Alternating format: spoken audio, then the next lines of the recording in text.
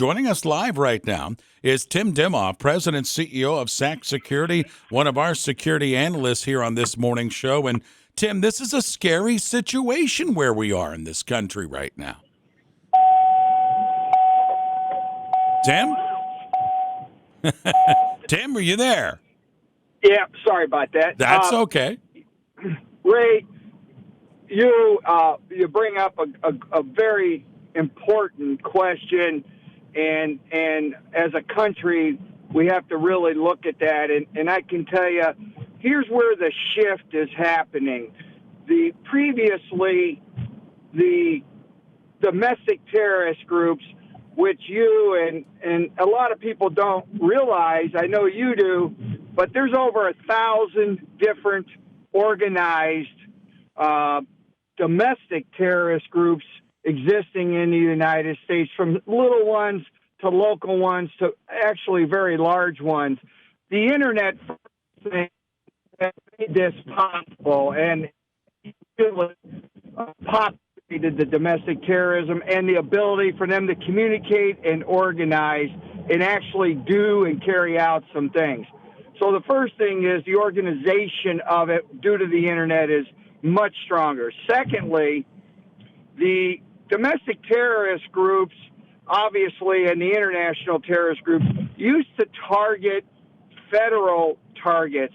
That would be federal agencies and federal officials and stuff, whereas now it's shifted.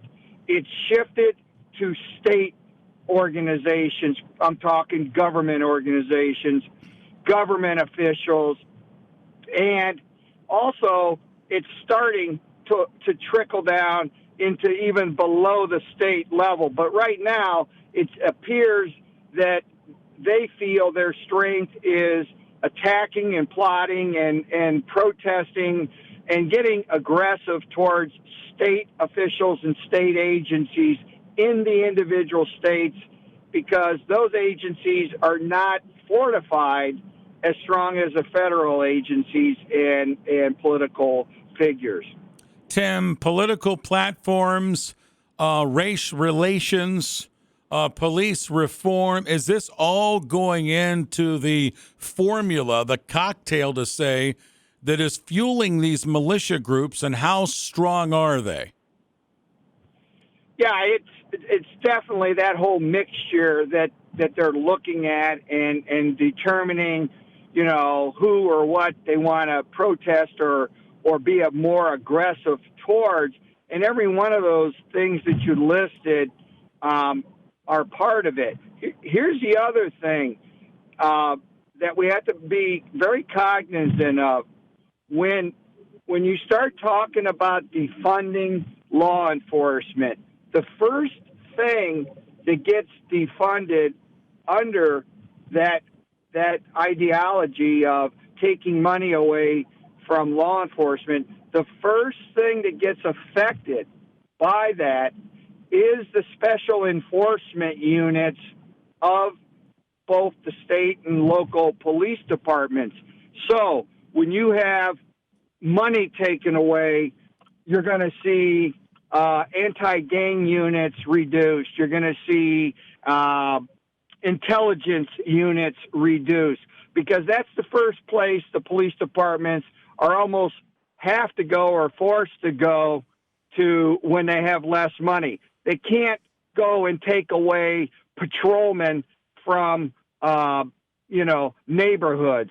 So also these groups, these domestic terrorist groups, they're looking at the different states and cities and they're looking at who's defunding. And they know for a fact that just makes them much more stronger ability to get away with things, or that there's less intelligence going on to discover who they are and what they're doing. With us is Tim Dimoff, President, CEO, SAC Security Investigative Services. And Tim, when we look at this situation with this plot that was thwarted by the FBI, and we'll get into that in a couple of minutes, many times a lot of people would think, well, those groups don't belong in our area. They don't exist in our area. They're in state A, B, C, or D. But this plot was not only in Michigan, which is just up the road, but they also had meetings in Dublin, Ohio, which is 2 Yeah. hours down the road from Akron, Ohio. So this tells me there's a huge underlying effort here with these militia groups. Yes, there is. And I will tell you, Ray, in the last, 2, 3, 4 weeks, I've been researching and working with other authorities because we've been working on some different things security-wise with all the elections. And I just recently looked at a federal analysis of domestic terrorist groups. There was not one state that did not have a couple dots in it, and that meant that there wasn't a baseline for a domestic terrorist group. So there is no state that doesn't have it. And ironically, you brought up about them meeting in Dublin, Ohio, and the other trend we tend to see is that they tend to meet or organize or work under the radar. And one of the techniques they use is they stay away from, say, a populated city, not that they're not present there, but as far as a lot of meetings and organizations, they stay away from maybe a populated city like a Cleveland, a Dallas, a Boston, and they are there. But the reason for that is those major cities have a lot more money and personnel and federal and state joint task forces because they're a larger city. So these domestic terrorist groups, on some occasions and many times, they'll meet away from those areas where there's a concentration of anti-domestic terrorist task force meeting or where they're centralized. And that's why a city like Dublin, Ohio, all of a sudden becomes a place where they meet. Because what kind of enforcement do they have in Dublin, Ohio against a domestic terrorist groups? And we know what the answer to that is. Tim, what about the FBI's ability to thwart this kidnapping and how that all comes together? It's not done in a couple of days. They got informants in place as early as the first week of June? Yeah, usually when you're going to infiltrate or get intelligence on a domestic terrorist group, it's more of a long-term investigation because they're using wiretaps, they're listening in, they're infiltrating the group, they're paying reward money, all of that and all of the above. I will say also on the positive, the federal government has really stepped up their enforcement focus on domestic terrorism. And the second thing that they've done is they started to do joint efforts in a stronger way with local police and state police and different agencies, and forming these task groups, federal task groups mixed in with the local and state law enforcement.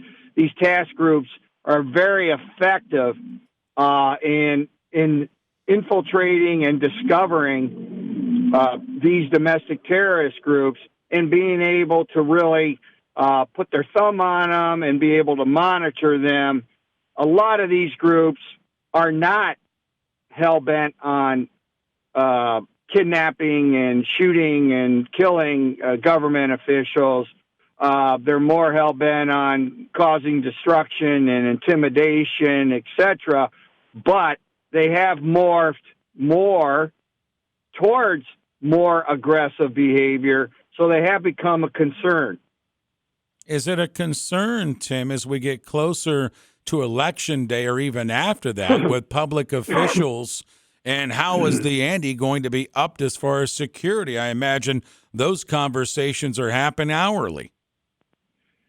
Yeah, as we get closer to the elections, and my company, Sachs Consulting, we are inundated with putting our ex-military and law enforcement people at specific confidential locations and protecting certain people. We have seen that request, which I did not expect to be this extreme, really increased tremendously. And the whole essence behind it is if a domestic terrorist group can do some type of aggressive action against government officials or government locations, then they have what they believe the ability to influence the elections, because then it'll be blamed on the Democrats, it'll be blamed on the Republicans, or it'll be blamed on a specific public government official who's running for a certain office. And they think that that could, at the last 30 days, last couple weeks, influence the voters. And they're trying their best to influence the voters and intimidate the public officials also at the same time. So there's a whole mixture of strategy in there. Difficult situation for sure. Hey, Tim, we have one more question for you. Gene wants to come in from the newsroom. Gene, go ahead. You have a question for Tim. Yeah. Hey, Tim, as I understand it, a lot of these groups have signaled their intentions on social media, just as some of the mass shooters have. So the question is, how much ability does law enforcement have really to monitor what's going on social media? I know social media companies have been trying their best to root out some of this information and block it. But they haven't been all that successful. It's still going on. How much access do police and government have to those social media platforms to monitor in that way? Well, that's an excellent question, Gene, because the social media is really a great barometer for tracking and understanding what they're thinking. It may not tell you exactly, but in many cases, it does give you a pretty accurate of where they're going, because they reach out on social media and try to rally their supporters and new supporters to come support their effort.